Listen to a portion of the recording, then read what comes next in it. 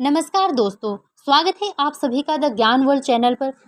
आपने देखा होगा कि जो छोटा बच्चा होता है वो धीरे धीरे चलना सीखता है, बार बार गिरता भी है, लेकिन एक दिन ऐसा आता है जब वो बिना गिरे चलना सीख लेता है। यही है ट्रायल एंड एरर लर्निंग। आज हम बात करने जा रहे हैं trial and error learning theory के बारे में, जो किसके द्वारा दी गई है? थॉर्नडाइक के द्वारा दी गई है। ये हर एग्जाम बीएड हो, टेट हो या सीटेट, हर एग्जाम में यहाँ से बार बार आपको क्वेश्चन देखने को मिलेंगे। तो चलिए शुरू करते हैं आज का टॉपिक। आज का जो हमारा टॉपिक है वो है प्रयास एवं त्रुटि अधिगम का सिद्धांत। कौन सा है? प्रयास एवं त्रुटि अधिगम का सिद्धांत, जो किसके द्वारा दिया गया है? यह दिया गया है E.L. थॉर्नडाइक के द्वारा। किसके द्वारा दिया गया है? E.L. थॉर्नडाइक के द्वारा। थॉर्नडाइक एक प्रसिद्ध अमेरिकी मनोवैज्ञानिक थे, जिन्होंने सबसे पहले यह समझाया कि हम चीज़ें कैसे सीखते हैं, गलतियां करके। थॉर्नडाइक को शिक्षा मनोविज्ञान का जनक भी कहा जाता है। क्या कहा जाता है इनको? Father of educational psychology.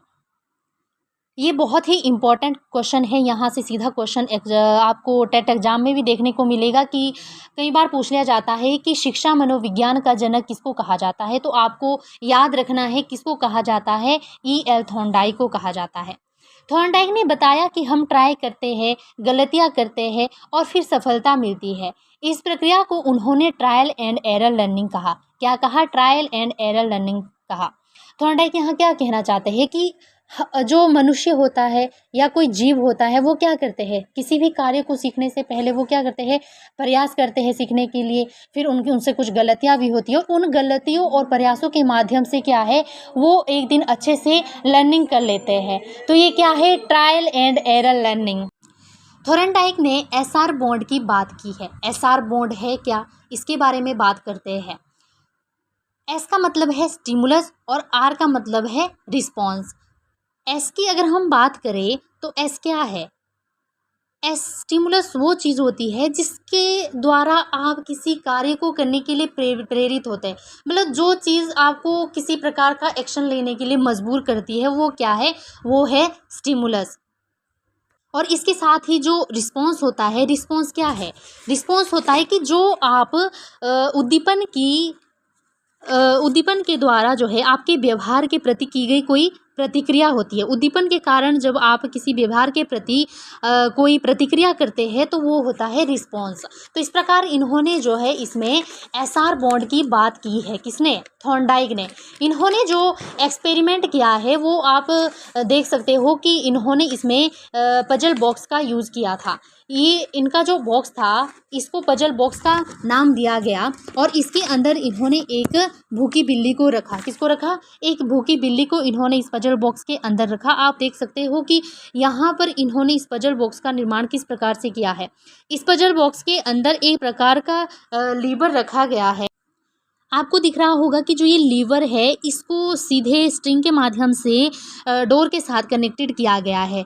अब जो यहाँ पर स्ट्रिंग है उसको यहाँ कनेक्ट किया गया है डोर के साथ और बाहर एक फिश रखी गई है, फूड रखा गया है, जिसको क्या है, जो एक प्रकार से आप बोल सकते हो ये स्टिमुलस का काम कर रहा है। फिश उसको मजबूर कर रहा है, एक हिसाब से जो उसकी स्मेल है वो केट को क्या कर रही है? मोटिवेट कर रही है किसी भी प्रकार की अनुक्रिया करने के लिए। ठीक है, यहाँ तक सभी को क्लियर हो गया। अगर हम बात करें इसके बाद तो अब जो केट है वो क्या कर रही है? वो इधर उधर हाथ पैर मार रही है, मतलब रैंडम रिस्पॉन्स उसका निकल रहा है बाहर आने के लिए, क्योंकि वो क्या है, बाहर रखे गए फूड को देखकर उसको क्या है, वो एक हिसाब से प्रेरित हो रही है, स्टिमुलेट उसको वो कर रहा है वो चीज़। और जो फिश की स्मेल है वो उसको क्या है, इधर उधर हाथ पैर मारने के लिए मोटिवेट कर रही है और उसके रैंडम रिस्पॉन्स निकल रहे हैं। ऐसा करते करते जो है वो अनेक बार जो है इधर उधर गलत जगह पर हाथ पैर मारती है और एक बार उसका क्या है, सही लीवर पर उसका पैर लग जाता है और दरवाज़ा खुल जाता है। इस प्रकार केट जो है बाहर निकल जाती है। तो ये एक प्रकार का एक्सपेरिमेंट था जो थॉर्नडाइक ने दिया है। यहाँ पर थॉर्नडाइक क्या कहना चाहते हैं कि जो कोई जीव होता है या फिर कोई मनुष्य है, वो बार बार जब किसी प्रकार का अभ्यास करता है, लगातार प्रैक्टिस करता रहता है, तो उससे गलतियाँ भी होती है, लेकिन वो अपने लक्ष्य को प्राप्त कर लेता है। जिस प्रकार एक कीट को एक पजल बॉक्स के अंदर रखा था इन्होंने, तो उसने क्या किया, पहले तो उसको लर्निंग नहीं थी, कीट को क्या पता कि उसको कैसे बाहर आना है, लेकिन वो क्या है, इधर उधर हाथ पैर मारती है और एकदम से जो है अनेक बार प्रयास करने पर उसका पैर क्या है, सही लीवर पर रख लेती है वो और बाहर आ जाती है।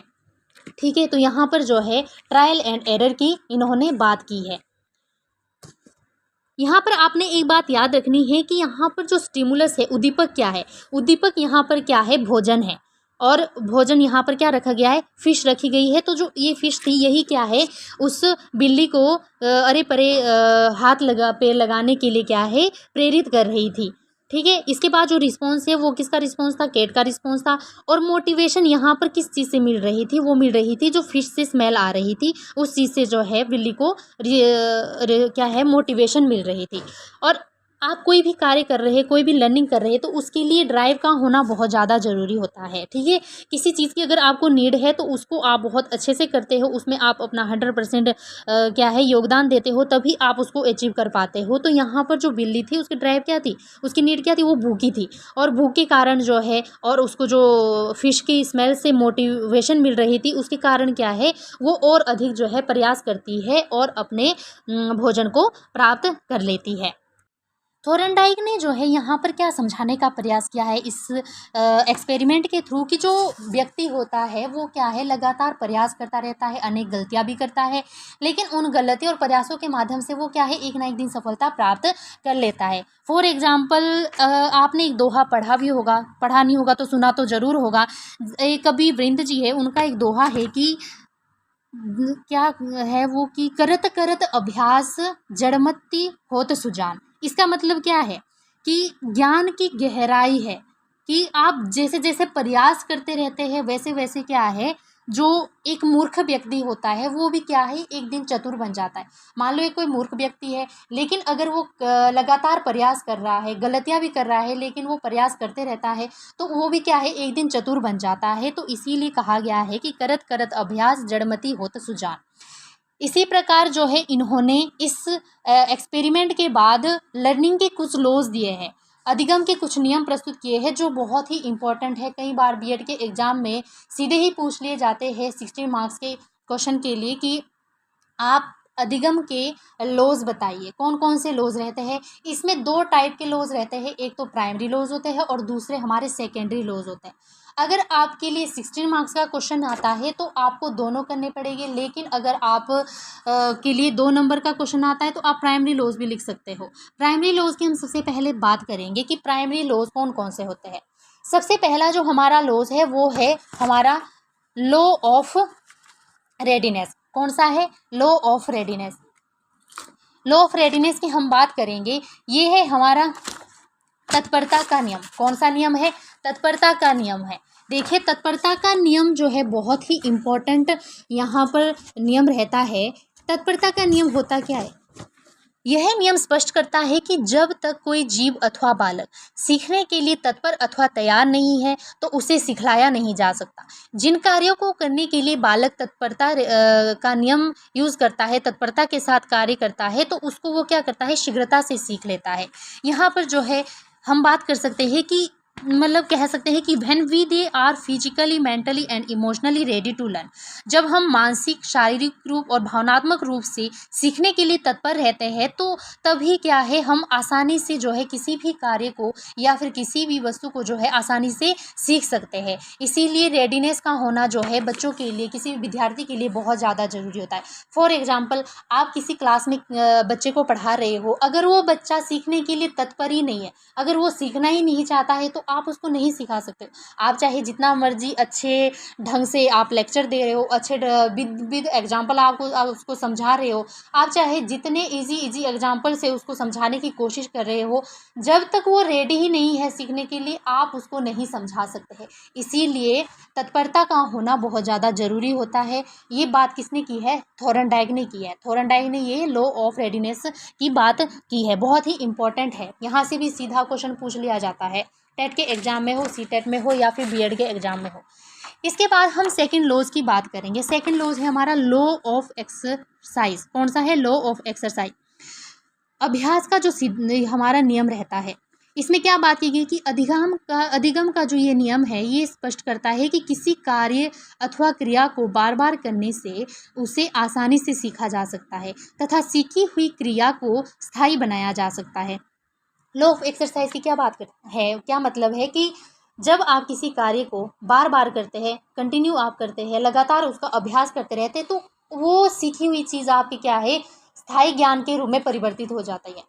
जब आप कोई कार्य बार बार कर रहे हैं तो वो आपका ज्ञान जो है स्थायी रहता है, परमानेंट वो हो जाता है आपका, और आप उस चीज़ को जो है कभी भी नहीं भूलते हो। इसीलिए किसी भी कार्य को करने के लिए आपको लगातार प्रयास करना पड़ता है। अब क्या होता है कि कई बच्चे होते हैं, जैसे कि कुछ टाइम तक मान लो एग्ज़ाम के टाइम जो है बच्चे बहुत ज़्यादा पढ़ना स्टार्ट कर देते हैं और उससे पहले उन्होंने पढ़ा ही नहीं है।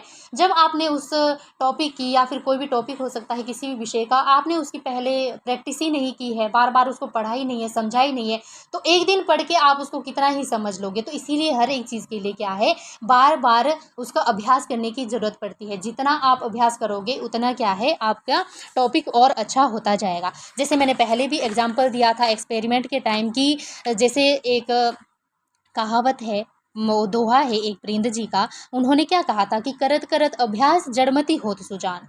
कि जैसे उन्होंने कहा था कि जितना आप अभ्यास करोगे उतना ही क्या है, आपकी ज्ञान की गहराई होती जाएगी।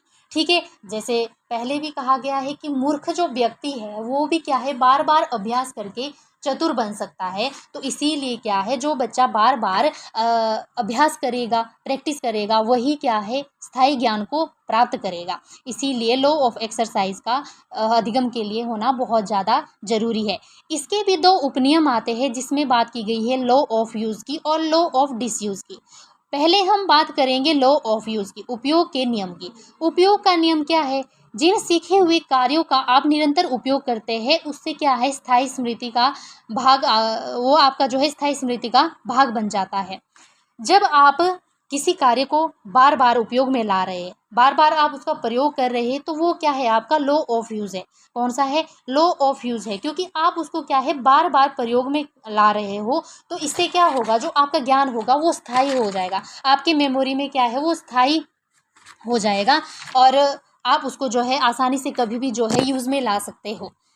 इसके बाद हम बात करेंगे लॉ ऑफ डिसयूज़ की। कौन सा? लॉ ऑफ डिसयूज़ की, अनुपयोग का नियम। अब इसमें क्या होता है कि जिन सीखे हुए कार्यों का आप निरंतर उपयोग नहीं करते हैं तो उन्हें क्या है, आप भूल जाते हैं और सीखने में आपको कठिनाई आएगी। जैसे आपके पास कुछ चीज़ें सीखी हुई होती है लेकिन आप उसको क्या है, बीच में छोड़ देते हैं, तो जब आप उसको जो है फिर से यूज़ में लाएंगे तो आपको उसमें क्या है, प्रॉब्लम्स का सामना करना पड़ेगा। आपको प्रॉब्लम्स आएगी क्योंकि आपने सीखा हुआ कार्य छोड़ा है, उसके बाद आपने उसकी प्रैक्टिस नहीं की है, आपने उसको उपयोग में ही नहीं लाया है, तो उसको जब आप फिर से स्टार्ट करोगे तो उसको सीखने में आपको क्या है, प्रॉब्लम आएगी। तो ये था अनुपयोग का नियम। ये लॉ ऑफ एक्सरसाइज के ही तो उपनियम माने जाते हैं, बहुत ही इंपॉर्टेंट है। यहाँ से भी बहुत सारे जो है क्वेश्चन बनते हैं, आपके टेट एग्जाम में यहाँ से क्वेश्चन पूछे जाते हैं, तो आपने अच्छे से इसको समझना है। अगर आपको यहाँ तक किसी भी प्रकार का डाउट है तो आप कमेंट सेक्शन में बता सकते हो, ठीक है। इसके बाद हम थर्ड लॉ की बात करेंगे, जो हमारे प्राइमरी लॉज का ही एक लॉ है। ये है law of effect. Laws of effect मतलब प्रभाव का नियम। प्रभाव का नियम क्या होता है? जिन बातों व सीखी गई क्रिया या वस्तु का प्रभाव अच्छा पड़ता है उन्हें हम शीघ्र सीख लेते हैं, अर्थात जिन क्रियाओं को करने व सीखने से संतोष मिलता है वह क्या है, बालक जल्दी सीख लेते हैं। ये क्या है, लॉ ऑफ इफेक्ट। कौन सा है? प्रभाव का नियम। इसमें जो है for example law of effect क्या होता है, मतलब जो कार्य करके किसी बच्चे को मतलब सुकून मिल रहा है, उसको अच्छा लग रहा है, उसको उसका सुखद परिणाम मिल रहा है, तो ऐसे कार्य क्या है बच्चे और ज़्यादा रुचि के साथ करेंगे और ज़्यादा ऐसे कार्य करेंगे और आसानी से वो उसको सीख लेते हैं और जल्दी ही सीख लेते हैं। तो ये क्या है, प्रभाव का नियम है। मतलब बच्चे वही ज़्यादा चीज़ें सीखते हैं जिसका उनको क्या है, अच्छा परिणाम मिलता है, जिससे उनको क्या है, संतुष्टि मिलती है। तो ये था लॉ ऑफ इफ़ेक्ट। तो ये हमारे कुछ लॉज थे लर्निंग के, जो किसके द्वारा दिए गए हैं, E.L. थॉर्नडाइक के द्वारा दिए गए। आज हमने बात की trial and error learning theories की, जो किसने दी है, E.L. थॉर्नडाइक ने दी है। बहुत ही इंपॉर्टेंट थ्योरी है जिसमें बात की गई है कि प्रयास और त्रुटि के माध्यम से क्या है, अधिगम को सफल बनाया जा सकता है। ठीक है, तो ये आज का हमारा लेक्चर था किस पे, लर्निंग थ्योरीज पे। इसी के साथ हम अगली लर्निंग थ्योरी अगली क्लास में करेंगे। तो आज का जो हमारा टॉपिक है वो यहीं समाप्त होता है। और आपको किसी भी प्रकार का यहाँ तक डाउट रहा हो तो आप जो है हमारे कमेंट सेक्शन में बता सकते हैं। वहाँ मैं कमेंट के माध्यम से आपके डाउट क्लियर कर दूँगी। अगर आपको वीडियो पसंद आई हो तो लाइक और शेयर ज़रूर करें। कमेंट में बताइए अगली वीडियो आपको किस टॉपिक पर चाहिए, और चैनल को सब्सक्राइब करना ना भूलें, ताकि आपकी जो एग्ज़ाम की तैयारी है वो लगातार चलती रहे। Thank you for watching.